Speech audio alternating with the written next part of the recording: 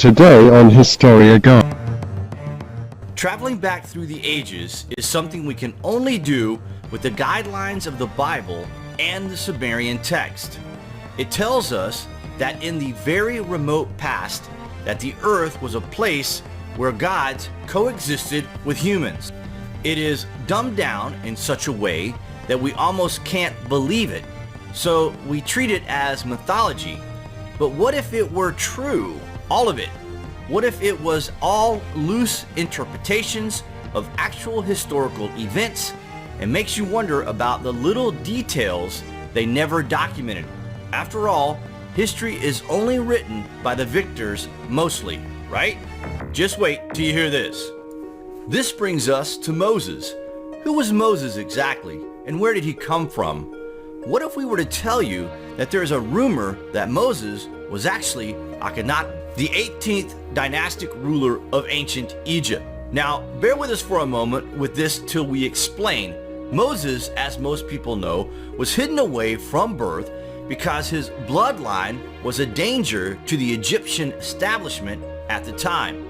He was educated in such a way that he was seen as a wealthy, high-ranking Egyptian. Now, when we compare the early life of Moses to that of Akhenaten, there are shocking similarities. And get this, when Akhenaten was exiled from Egypt because he believed in the one true God, he became known as Moses. Moses is actually a term which means the pretender to the throne. Because Akhenaten, Moses, was Pharaoh, he was allowed to take people with him to set up his life of exile.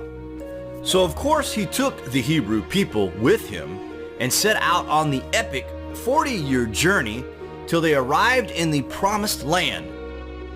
So the story from the Bible, though loosely translated, is not completely undecipherable. You just need to join the dots in most cases, and this is just one example of that. Moses was actually Akhenaten. Isn't that just astonishing, or what?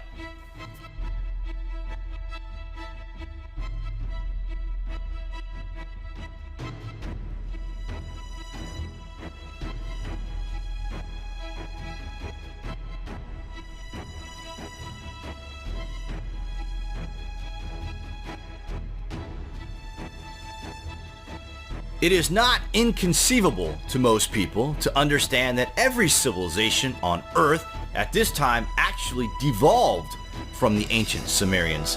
This was the place in which people branched out from to go and repopulate the globe. The ancient Egypt we see today was only re-inhabited after the Great Flood and was only possible because the Sumerians, under instruction from Enoch, built a doomsday scenario vault to secure the DNA of most life on the earth at this time. History suggests the Anunnaki knew the flood was coming and did very little to save the population.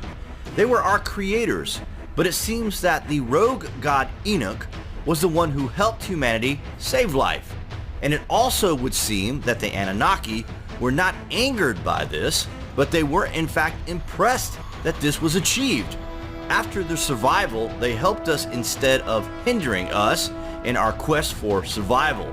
But as history has unfolded, this has increasingly been watered down from one civilization to the next until the point that we actually struggle to believe the truth. What do you guys think? Is it easy to understand but hard to believe? It's not actually our fault in this day and age that we don't believe.